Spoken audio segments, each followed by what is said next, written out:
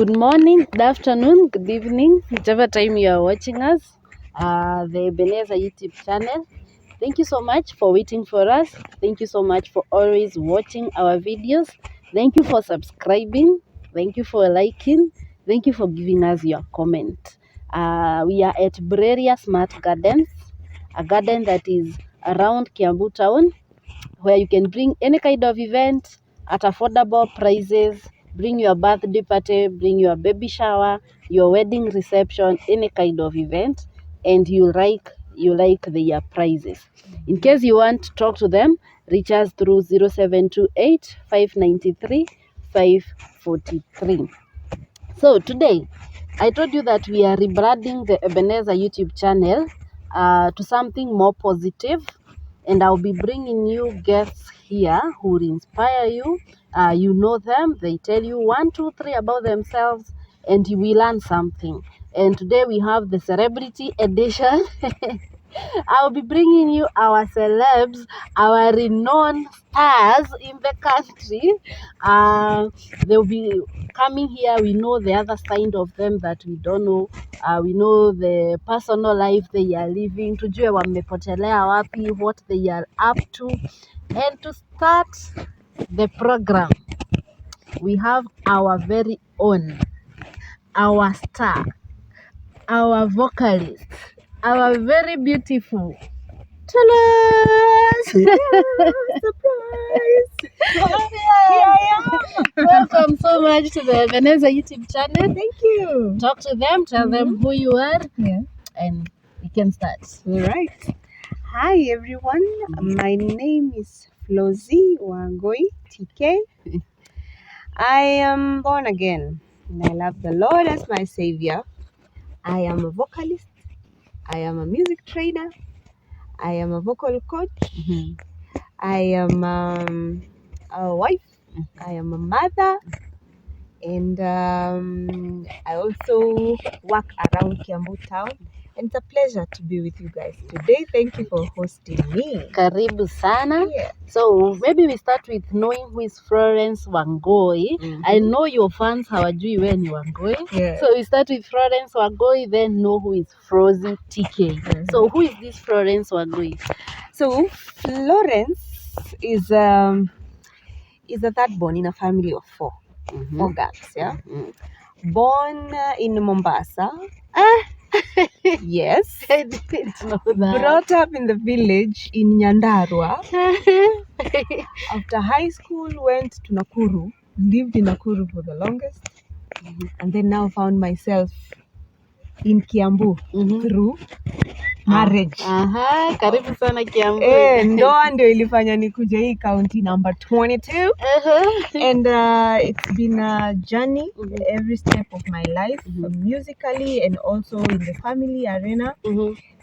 My dad was a career man, so he was up and about. That's why we were born in Mombasa. He was working there then. Then he was transferred to Nairobi. We came to Ngara, Nairobi. Then after some time, he went now to the village. We went to the village.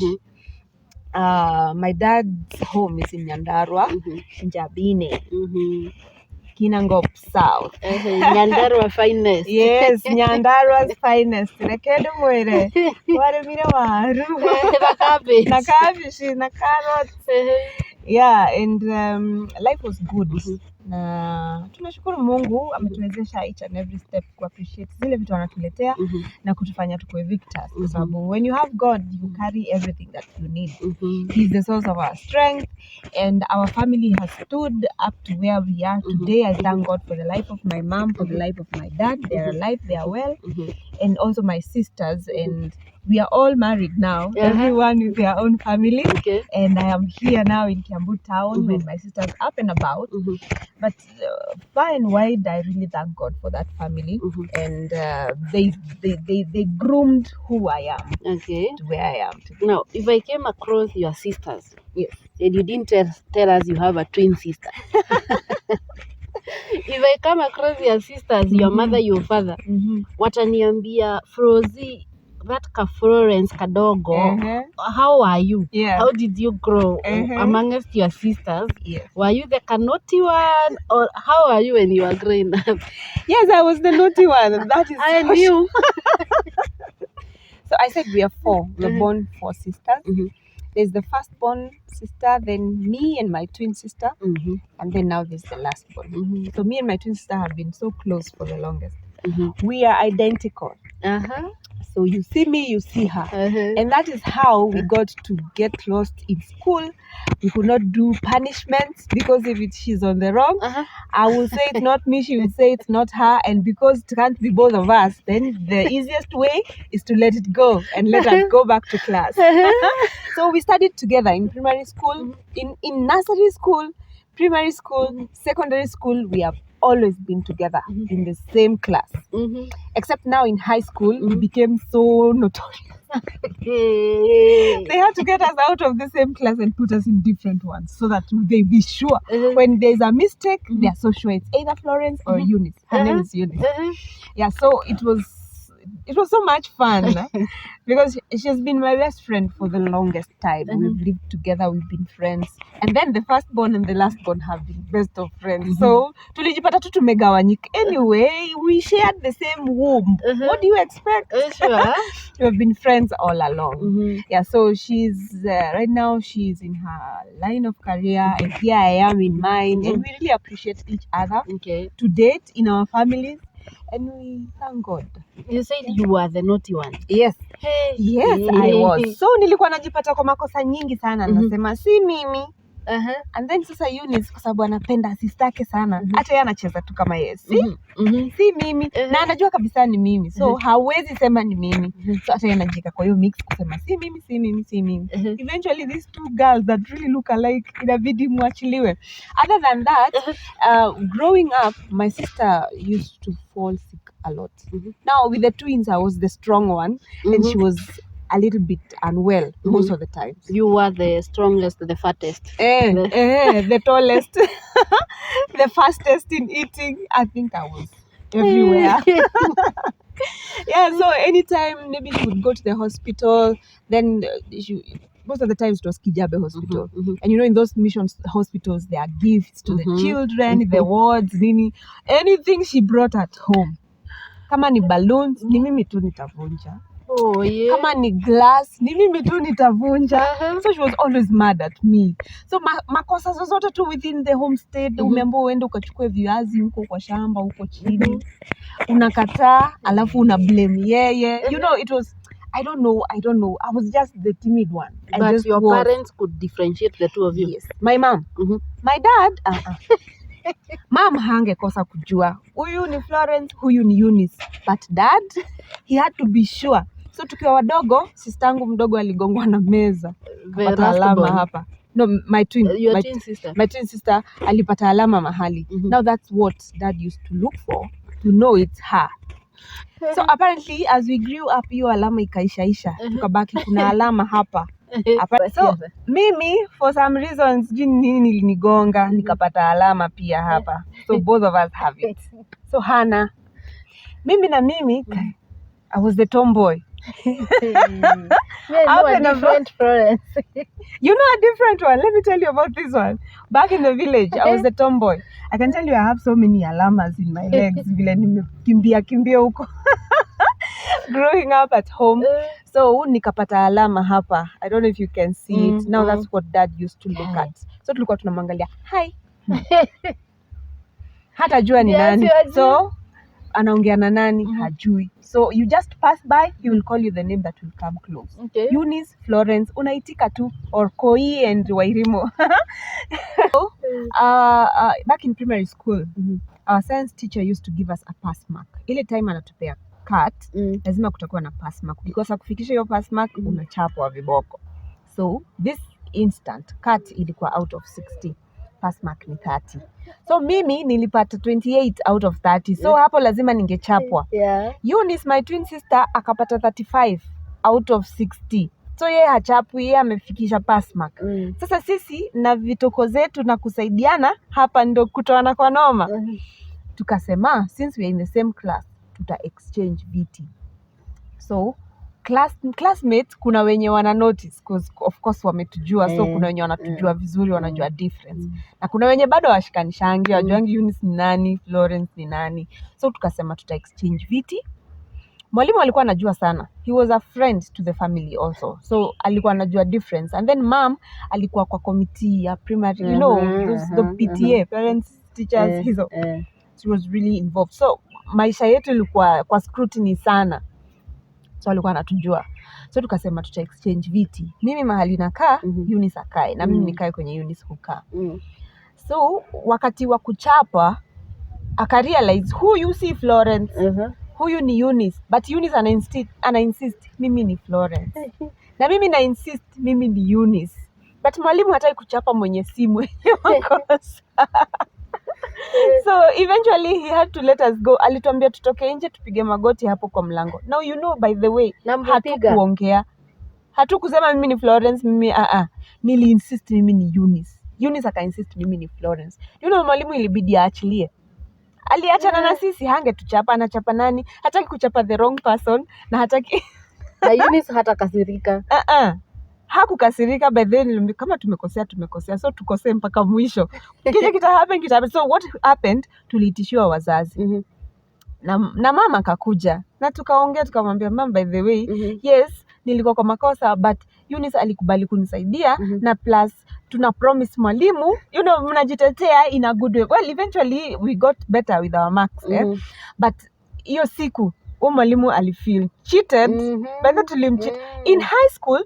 So this high school najua tulikuwa tunapewa duties. Kuna wale wanaosha dormitories, kuna wenye wanaosha hall, wanaosha parade ground. So mimi nilikuwa naosha verandas za dormitories karibu na drainage, sewerage. So hapo mahali nilikuwa nafanya cleaning yangu. Ukiclean alafu mwingine akuja mwage maji sana, wamwage watu wengi kwa drainage, maji urudi nyuma kwanza ndio uendelee. So inakaa ni kama haukuclean. Twinangu alikuwa anaosha dormitory ndani. So mwalimu wa duty akakuja akasema huyu hajafanya duty yake. Mimi nilishafanya duty yangu, siwezi chapwa bure.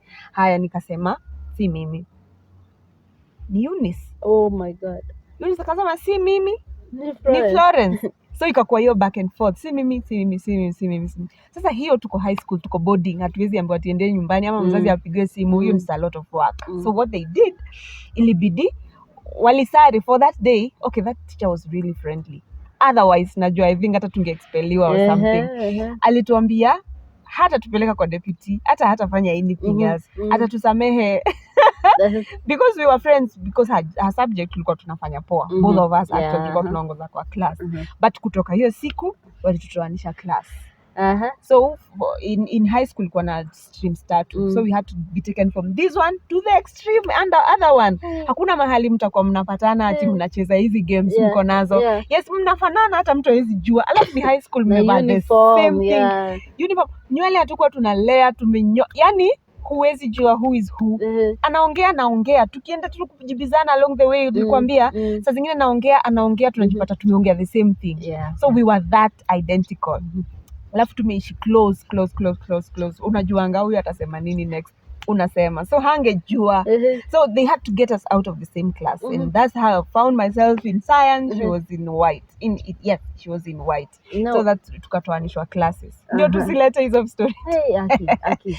Tena, but my sister and I, we were really identical. No, if you were that close in school, close at home, but in school, I'm very sure your capabilities were different. Maybe one was good in mathematics, the other one was good in physics. So maybe you ended up in different careers all. Yes. So we had so many similarities, but eventually, sasa unajua unaenda ukishape the person you want to be. Eventually, we found ourselves now. Interests zetu unajua zinaenda zikidefine along the way. So I'm into arts, she's into sciences. So sciences zake unajua high school sasa ndio hapo definition inakuja. Biology, what is biology? What is chemistry?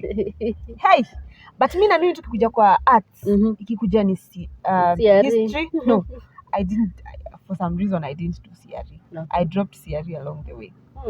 But my geography and my business studies in my languages, they were really good.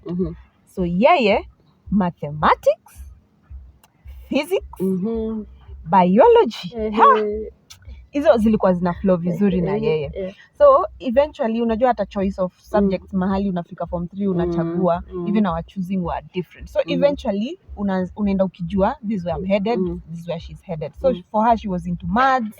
So she was not so much into the sciences per se, hizo biology, chemistry, but she was into maths. So yeye alienda kufanya actuarial science. Hiyo ni hesabu tu.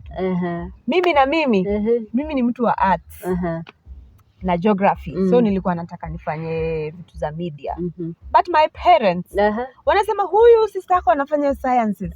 Wewe huwezi fanya ati hizo vitu unataka kufanya. You know, my parents, they did not believe in art at the beginning. I have changed their minds along the way, but mwanzoni my dad alikuwa anataka nifanye health.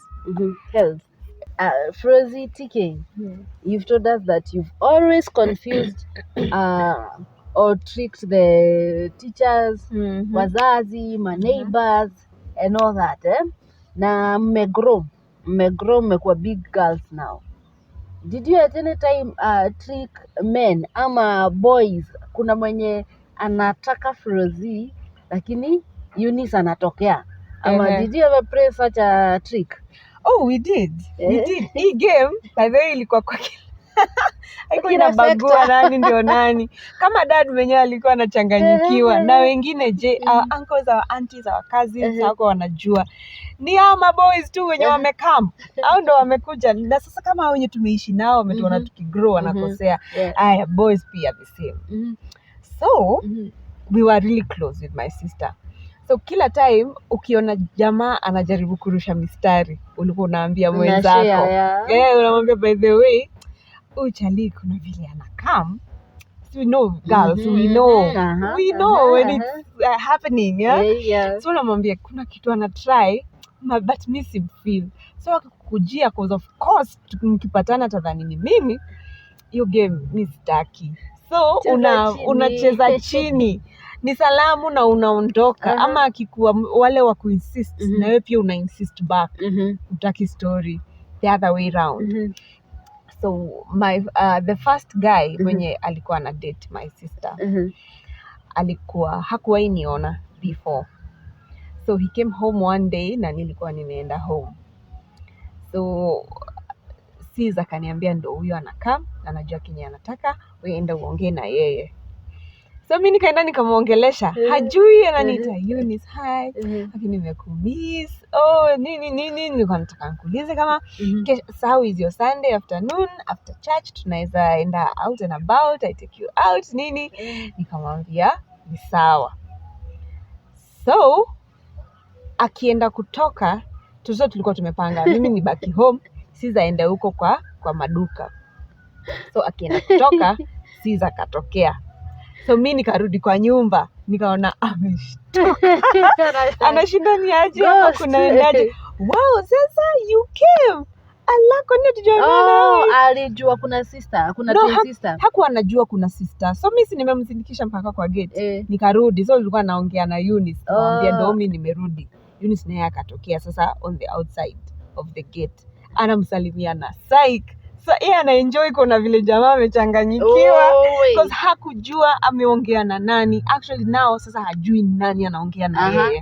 Because that time we had the same hairstyle, tulikuwa tunatoshana mwili, hate nini, complexion, everything we look alike. So alienda na maswali nyingi sana. Actually after that day hakuwairudi. Alidhani kuna ghost huko. Kama ni ghost. Actually the mother talked to her.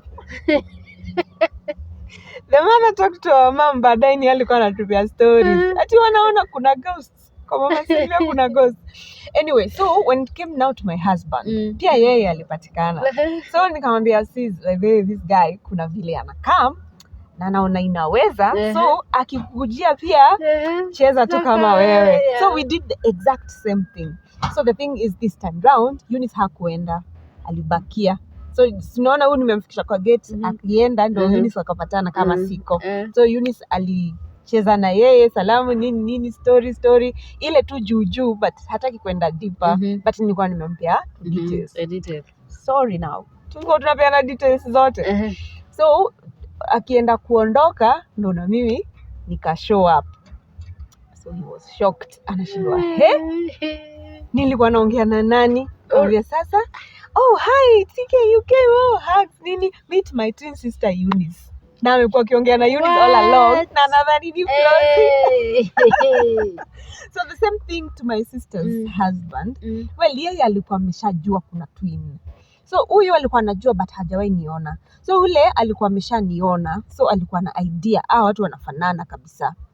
And then to his advantage, by the time wanakuwa sasa real serious, sisi alikuwa ameshanyoa nywele, mimi niko na nywele. So alikuwa anajua kuna difference. But either way kuna day tulifunga headbands, turbans. Hakujua ni nani. But yeah, at least ali guess ama sijui nini ili happen. Yeye hakupotea sana. But for me, mine, yeye alichanganyikiwa kabisa. Alikuwa anashindwa who is who. Well, nilikuwa nimeshamwambia niko na twin but hakuwahi. So vile alimit hakuamini ameongea na Eunice that long. But it's been fun enjoying looking alike, you know. And up to date you are good after marriage. Yes. Okay, big up Eunice. So now that is Florence Wangoi. Yes. Then Florence got married. Yeah. Then there is this career. Now we go to the career, the music. When did you start singing? Was it ukiwa mdogo ama ni kitu umekuja ukafundishwa? Yeah. So our family is very musical. Okay. Grandpa was musical. The brothers to my dad himself, my mom can really sing. Wow. And also my sisters. So we used to, where we come from, grandpa has very big land.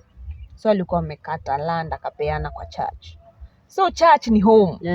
So kila wakati tulikuwa church tunafunzwa kuimba, ma set pieces, choral music, folk songs, nini. Our weekends were very musical.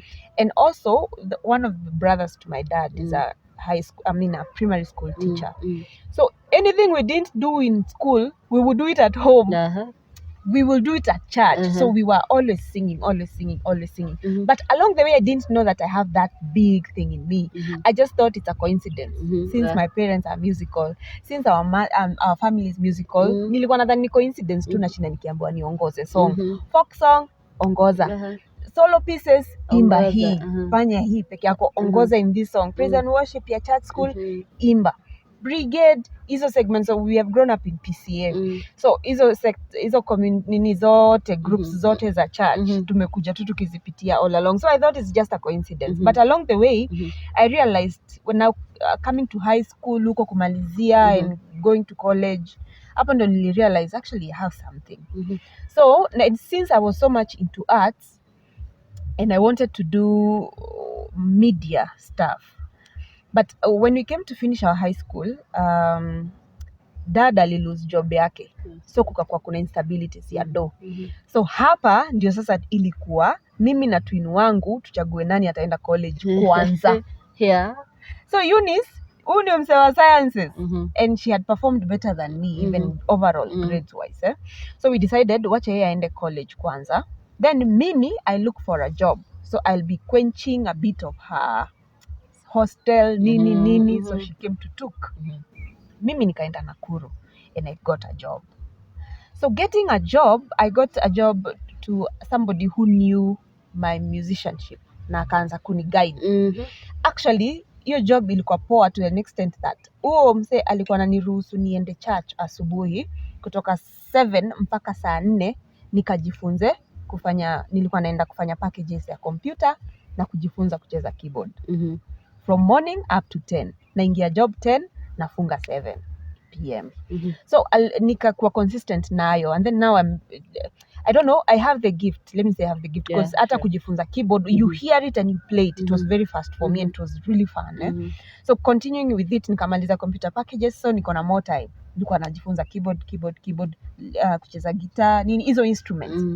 And you know, when God places you in a place, you don't know what is going on. You don't know what he's working for your tomorrow. That's why I keep telling musicians or anybody who is really interested into singing, start where you are and be serious with it. You don't know where it will take you, because that's where my breakthroughs in music began. So mimi nangoja sizi yangu amalize shule na mimi ndio nianze college. But God naye ni nani. Within a year kukakuwa kuna talent search Nakuru. Okay, it was countrywide. There was a partnership of UNICEF and the government. They were looking for talents. Then you're taken to an academy for 1.5 years. You are sponsored to study, and then now from there you're consumed to the government musical related nini za gava. So mimi nikaambiwa, by the way, si unajua kuimba? Uko na idea ya kucheza instrument? Mungu na yeye tu nilikuwa tu nimejua ideas za hizi sessions naenda. But I really thank God for that boss, because kama si yeye sidhani ningeweza, because nilikuwa naenda job from Monday to Saturday na alikuwa ananiallow every day niende church kwanza nijifunze. And then the music director then Bwana Mulwa, God bless you, he was really also consistent with me. He was really enjoying that nashika vitu haraka. So he was really giving me his time. Anafika mapema, anajua mimi nafika mapema, anafika mapema pia. So out of kidogo yenye nilikuwa nimejua, nikajiomba kazini that Saturday. Nikamwambia boss, niruhusu niende hiyo talent search. You never know, maybe to my breakthrough. Apparently it was. So nikaenda. They wanted 5 people from Nakuru County, 5 people from every county, all the 47. So I went. So the advantage was that I can sing and I can play 2 instruments. I can play the keyboard and the guitar. So we were so many that can sing and play. But my advantage was that I can play an extra one. So that's what made me stand out. Na nikapata hiyo opportunity. So I got the scholarship. So nikasoma diploma course ya music na voice. That's where my music career began. Stories are media, mass communication. Full stop. Ikaishia hapo. No, I usually see these people when maybe you go to auditions like Tusker Project Film. There is that one song that you sang and the Jajian was like, wow. Yeah. So, can you remember the song you sang during those auditions? Yes. I was a church girl. So I sang the song by Kambua Nishikilie. It was still very fresh that time. Alikuwa tu ameitoa. So ulikuwa unatafuta kitu yenye, and then they were telling you to sing and play. Now that song is really cool because the vocal side of it is very cool, and also the instrument side of it. I didn't want to take something that will challenge me, and I'm still a learner. So I sang that song, Nishikilie, niongoze mbali na waovu, Baba nionyeshe njia zako, nami nitazifuata milele. So that song was very easy for me to play the keyboard and sing, and also play the guitar and sing. Then it has some modulation, you change the keys. I had learnt it because mwalimu alikuwa ananifuatilia sana with the song, so that's why I chose it. And it worked. It worked. Those guys were very happy. Naona vile akina Jajia nusimama wanakwambia for lack of a better word, that was pathetic. So those guys stood up and clapped for me. Oh, it was really good. So they tell you go. If you go through, then you will be called. And I was called a month later. By the way, nilikuwa nimeona sikupigiwa, hii story iliisha. But 1 month later I got the call, and then they give you 1 month to get ready and stop everything you're doing. Then you report to Karen. The school is in Karen. Nowadays it's not there. It's become a county thing. It was absorbed by the devolution things. So I got the scholarship and I studied. Now that's where my career in music now started flourishing and coming out. So you got now into music. Yes. Did you first record your own song? You started singing with other people or giving backups? Or where did your journey begin? So when I got to Nakuru, when I got that job, I started now, you sing in praise team, the praise and worship in church. I was in PCA, Dr. Other church. I was serving there, and you go to events, kama kuna afternoon of worship mahali, kama kuna mahali unaenda extravaganza, school worship, So I would meet several musicians and they would really want to work with me. That's when I got to meet people like Evelyn Wanjiro, people like Alex Karani, people like Philip Kimani. That's where I got to meet them. You see, the way the church invites guest musicians to come and sing maybe in a conference. So that's how I met these musicians, and now they started helping me out to understanding how these things work. And then now with the scholarship, I am studying on this side and this other side. So the people, Akina Evelyn Wanjiro and the husband, they used to run a studio in Nakuru. That's why I recorded my first song. Ilikuwa inaitwa Nakupenda. And I was very fresh. Aya nilikuwa green. Nilikuwa mpaka sijui kuvaa headphones, sijui kusimama kwa microphone. Nilikuwa unajua umezoea kuimba church ukiclap hufai yani nilikuwa green. So that's where I began. So nakija home na record ama tunaenda hizo events, then narudi shule tunasoma nini and then kuna hizo attachments za shule, mara you're in Mombasa, you're where up and down. Yeah, there was a lot of movement, but they kept on exposing me to something new every day. This side it's so much about live music, the other side it's church music and also studio recordings in that way. So when I got to this studio, that's where I did my first backup session. So ile siku nilienda through the same guy that was training me in church. He used to play guitar, so that studio used to call him. He was a session musician for lead guitar kucheza kwa nyimbo za watu. So siku moja tukamaliza session, akaniambia twende. So tukaenda kwa studio, that's where now akaniambia by the way tunaitanga mtu akuje afanye backup. Kama unajua kuimba harmonies, then we can be calling you. And that's how my job, your career ya kufanya backups ilianzia hapo. So after like a week or two I got my first client. Hiyo thao by the way. Ilikuwa tamu because I had never earned from music when it comes now to hiyo kuimba ama kufanya backup, such like things. So I started getting exposed to it again and again and again. Unapata referrals, mtu uliimbia akaambia mwingine, huyo mwingine anataka wewe. So unapata unaenda expand on that lane ya kufanya backups. To date I'm still doing it. And do you remember your first song? My own? Oh yeah, I said it ilikuwa inaitwa Nakupenda, the whole album. Ilikuwa inaenda wewe ndiwe rafiki wa kweli, nakupenda ngome yangu. Yep. Nakupenda, there it goes. So viewers, I'm very sure unasikia sauti nyororo. So now Flosy, after that one song, ilienda ama mliimba tu kwenu family members? Familia walikuwa mafans, wacha tuseme. But gladly ilipata a platform or two. Yeah, siwezi complain, but not like I had imagined. You know, music is so tasking. There's so much into music, not just recording a song. Actually, the after is more work than going to the studio and recording. So then I didn't know that much. So I got the opportunities that I got from the networks zenye nilikuwa nazo. So zikiishia hapo, imeisha. Song imenyamaza. So watu wana jam to home and that's it. Watu wana jam church and that's it. Na zile events mbili tatu umeenda unaimba. So later, along the way, I've come to realize that music in a demand a lot of marketing. Music is a business. There's a business aspect of it. So sisi when you tuko kwa church, we are blinded by the ministry so much. Okay, I don't know. It's not even blinding, but we do not really focus on the business aspect of music. So unapatanga mtu akana jobs zingine, music is just a ministry. But sisi that are into music fully, you need to understand the music business and also the music ministry. Yeah, sure. So then I was so much into the ministry, and I was still now in school with advancing in music. So sikuwa na idea how music business works. So I didn't do much. So along the way I've realized that you need to be in this you need to register your music into these copyright companies. You need to have Skiza. You need to have YouTube channels. You need to have all those aspects that will bring an income out of your music. That then I didn't know.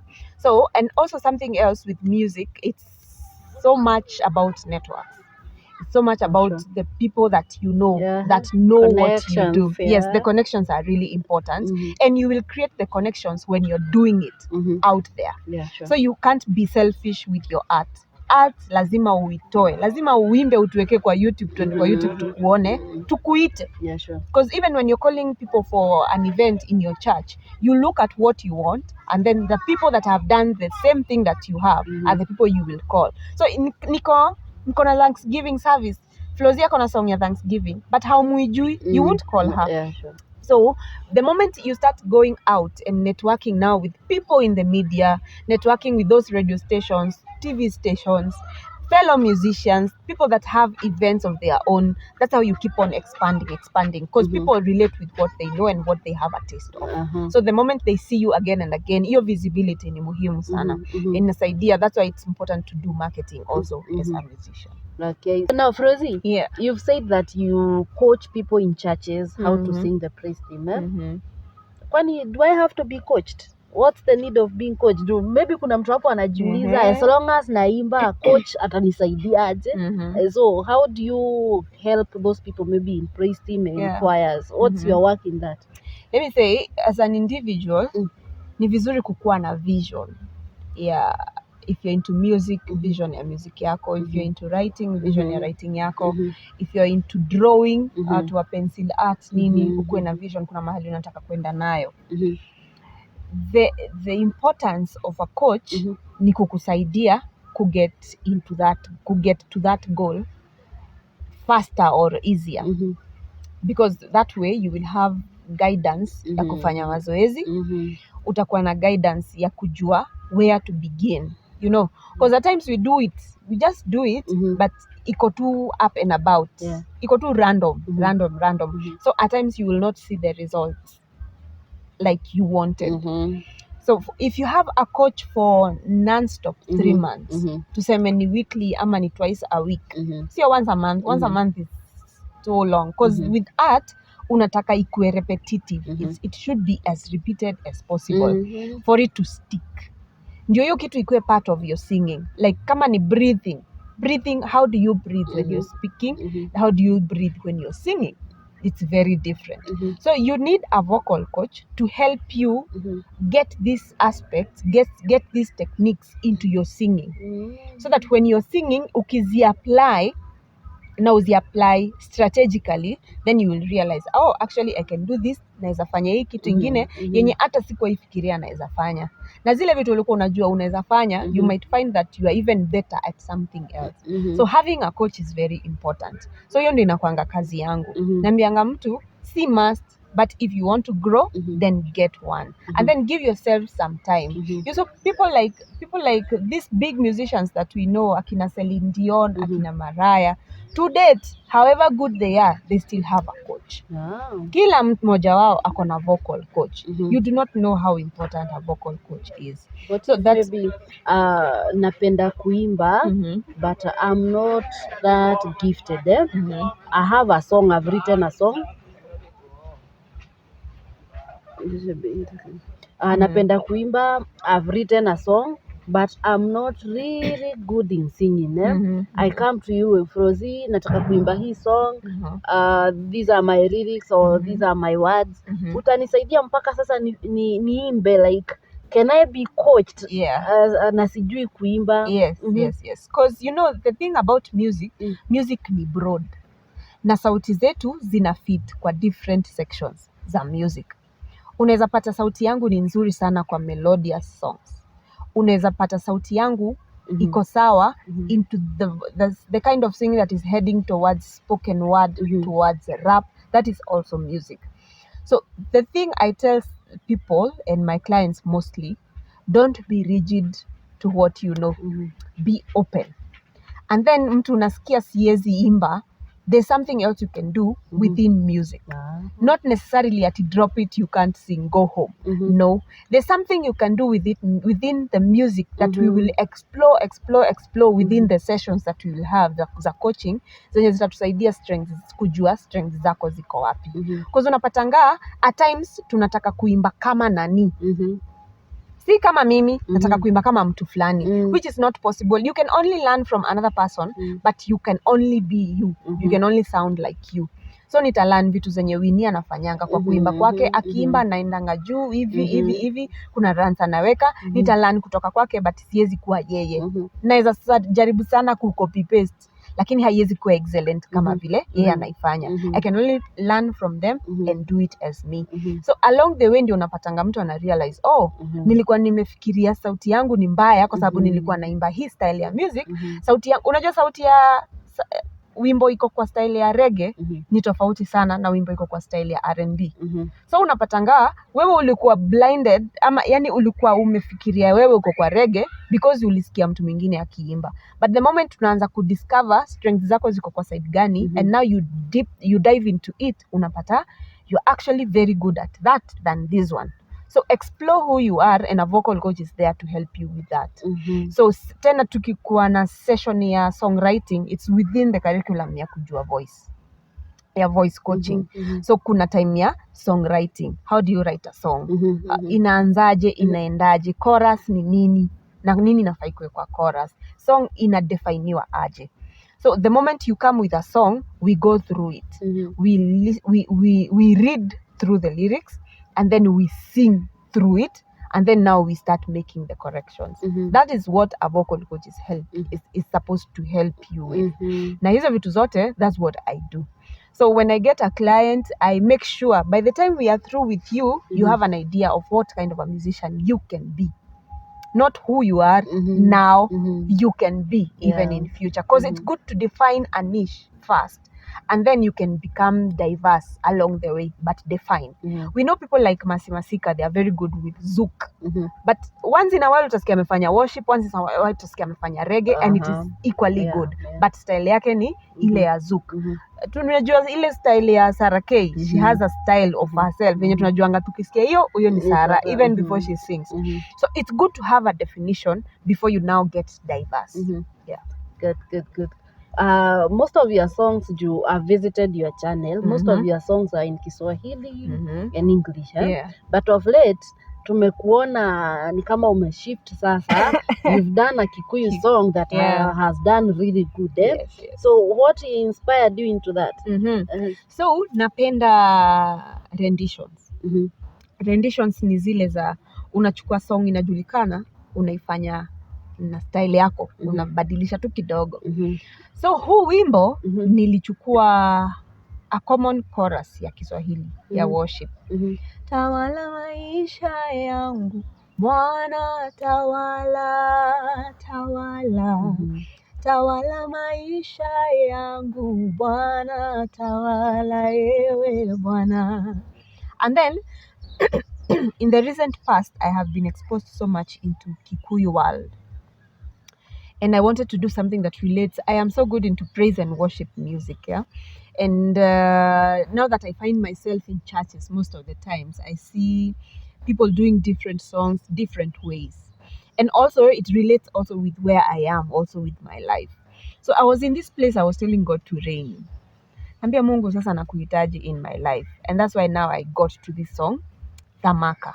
So Thamaka, it's the Kikuyu version of the Tawala maisha yangu. No, I'm singing it in Kikuyu. Thamaka motorire ini wakwa, thamaka, thamaka. Thamaka motorire ini wakwa, thamaka Jehovah. So I was really praying and telling God to reign in my life. There are so many things that were happening in my life that were not going in the way I would love them to. And I decided to go to a prayer center and tell God to reign. So along the way, on my way coming down from now the place of prayer, I was just writing. And Thamaka motorire ini wakwa, thamaka, thamaka. Thamaka motorire ini wakwa, thamaka Jehovah. Thamaka motorire ini wakwa, thamaka, thamaka. Thamaka motorire ini wakwa, thamaka Jehovah. You know, one thing about me, I like writing songs that relate with me first before it speaks now to other people. So you'll find naandika nyimbo zenye zina relate na kitu yenye napitia at that time, ama in my life, ama in my circles within me. Personally, I was praying, like I said, nilikuwa nimetoka prayer center. Nilikuwa nimetoka prayers about, naambia Mungu sasa, I really need to see you. handå hakinyaga ukera Ngai nitange kuona ndigwĩtĩkia wĩ kuo. So I was just releasing everything to God and telling him to take control. So this song came into me, and then now on my way kutoka kwa prayer center ndo nilikuwa napata sasa the verses that I've sung in this song. Nimeandika, unless the Lord builds the house, the builders labor in vain. You know that verse in Psalm. Unless the Lord watches over the city, then watchmen wanna keep watch in vain. And then in the second verse, it was really speaking about me. Todo inafika mahali unangojea marafiki, unaona tuko kwa music, unategemea networks zako.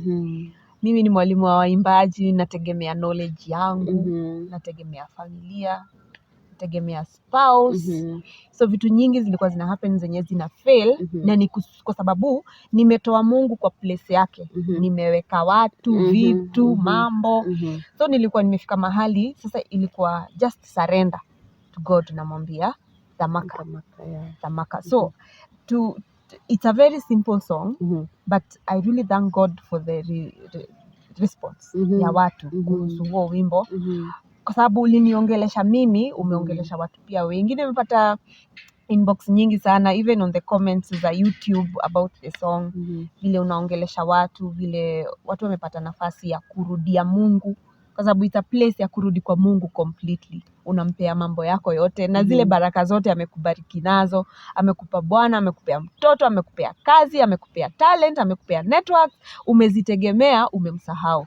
So saa hizi nilikuwa narudi mimi na hizi vitu zote amenipea, namwambia reign in our lives. And the response has been very good. Na nashukuru kila mtu mwenye ameenda kwa YouTube amewatch hiyo wimbo. Kila mtu mwenye ameweka hiyo sikiza tune, nitawapea code yake saa hivi. Wape. Kuweka hiyo song kama sikiza tune, unaenda kwa SMS, unatuma, unaandika jina sikiza, then unaweka space, unaweka code ya Thamaka which is 5968908. 5968908. Alafu unatuma hiyo message to 811. Itakupea confirmation umesubscribe to Sikiza ya Thamaka by Flosy. Na mtu angetaka kuwatch that Thamaka song and other songs, umeziweka wapi? Niko nazo kwa YouTube. YouTube channel yangu inaitwa Flosy Wangoi Teekay. Flosy Wangoi Teekay. So uge search na Flosy ni FLOZIE. Nitawawekea link hapo kwa description. So that you watch the songs there. No rathimwo muno. Share with your worship teams. We've been having a challenge, Thamaka challenge. Praise and worship teams makaina rwimbo, and then we have a gift every end of month. Kuna team yenye tuna reward kama wameimba vizuri. Sasa unajua mimi ni voice coach, lazima mkuwe na sauti zimelainika kabisa. So the best team wins. Tunakuwa na gift yenye tunawapea. Thank you so much Flosy, even for coming and sharing with these people. Wamekujua na kuna mtu maybe alikuwa anakujua kama Flosy ushago, lakini hajui what you are up to. Kuna mtu amekujua kama Flosy Teekay wa Thamaka, hajui umetoka wapi, hajui you are the Kanoti girl. And maybe kuna mtu hapo angetaka kuimba, ama there is a team there yenye inaweza taka kukufikia. I don't know kama uko na namba unaweza wapea, hata kama ni ya manager wako yenye atakufikia nayo. It will be my honor kukuja na kutrain praise team, kutrain band, kutrain choir, kutrain any kind of group, duet, whether ni mtu binafsi, whether ni choral ya all men, all ladies. I'll be glad. So mnomo hore na 0723 271206. 0723 271206. Flosy Wangoi. Hiyo mkipiga mtanipata. Okay, thank you so much our viewers, even for staying tuned. Thank you so much for subscribing to my channel, and also to Flosy Teekay or Flosy Wangoi Teekay channel. And until next time, still here at Breria Smart Gardens. Bye.